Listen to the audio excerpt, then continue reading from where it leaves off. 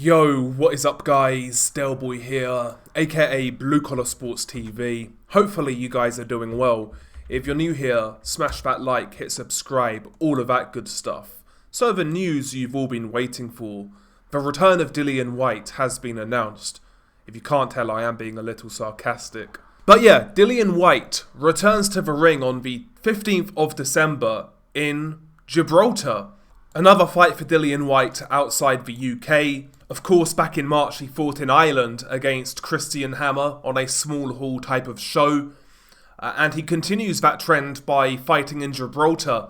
Of course, Dillian Whyte has been on the comeback trail, not only since his loss to Tyson Fury, but also since his failed rematch with Anthony Joshua. He was supposed to fight Joshua in the summer of 2023, tested positive for a banned substance, went radio silent, and he's now back. I do wonder whether, Dillian is still having issues with getting a UK license. I'm assuming that's the case here because, these promoters are pretty unscrupulous. And should he be able to fight in the UK, I'm pretty certain he would have fought by now in the UK. Because Dillian Whyte still has some name value. And ultimately, there are fights out there for him still, So, like, from Frank Warren's perspective, Dillian Whyte versus Derek Chisora 3. Do we need to see it? No, but would it sell some tickets? Yeah.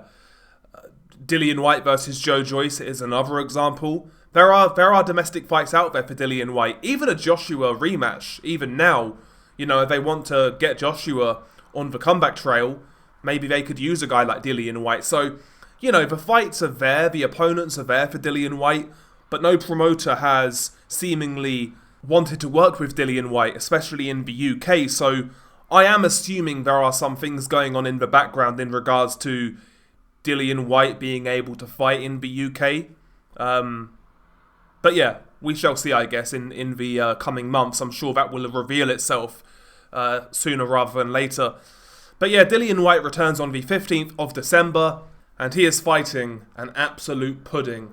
He is fighting 36-year-old Ghanaian heavyweight Ebenezer Tete. On paper, Tete's one of those guys, has a pretty decent record. 23 wins, 1 defeat, 20 of his 23 wins coming by way of knockout. But he's fought one opponent of note throughout his entire career. And that was Daniel Dubois back in 2019. Got stopped in a round. And I remember that fight because it looked like a good gust of wind could blow down Ebenezer Tete that night. Don't think he came to fight, think he came to lay down. And he just looked awful, quite frankly. Aside from the Dubois fight, he's fought his entire career in his native Ghana. And he has no wins of note. So listen, Dillian Whyte is going to blow this guy out in a round or two, ultimately. Just a fight, I guess, to mark time, to keep busy.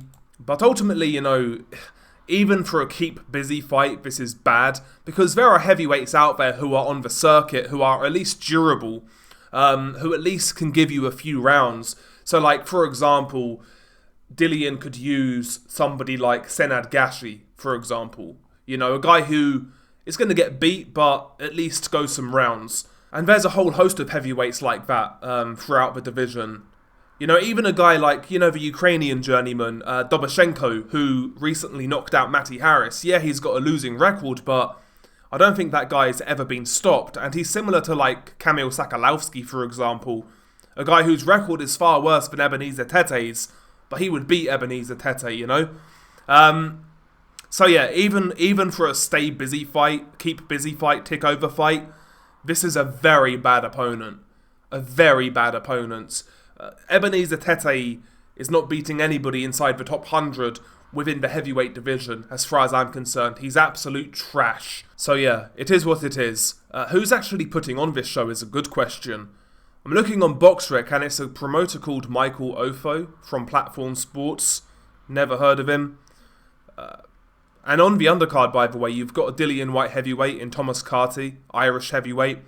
You also have Mike Perez apparently on the undercard, whose, these opponents have yet to be named, but yeah, weird location to hold boxing. Of course, Dillian Whyte fought in Gibraltar before against Povetkin. That was during the COVID pandemic, so there was a reason to have it there back then, but You know, it seems like Dillian's struggling to get licensed and struggling to fight in the UK right now. Hence why he's having these tick-over fights while his case kind of ticks over in the background. Kind of like what Conor Benn did, you know, fought a couple of fights in America while the situation back home was being investigated / resolved. I'm assuming that's the same deal with what's going on with Dillian White. But regardless, he's fighting Ebenezer Tete on the 15th of December. It's on a Sunday as well, for what it's worth. We really are scraping the barrel, by the way, talking about Dillian White versus Ebenezer Tete. I think I need to get out more, fucking hell. But yeah, share your thoughts below. What do you make of Dillian White's comeback? Do you think he can do anything if he does get his license back? If he does fight in the UK again? I don't think he's going to do anything of consequence, but again, there are entertaining domestic fights out there for him. You know, like I do like the Joe Joyce fight, for example. I would watch that. You know, maybe Dillian White versus Jarrell Miller would be a good fight. Fights like this, you know, there are fights out there for him that could just be entertaining. But in terms of like becoming a viable heavyweight contender again, no way. Not fighting for a title or anything like that. But I do think he can still be in good fights if you match him right, you know. But anyway, share your thoughts below. Beanie Guy Del Boy, peace.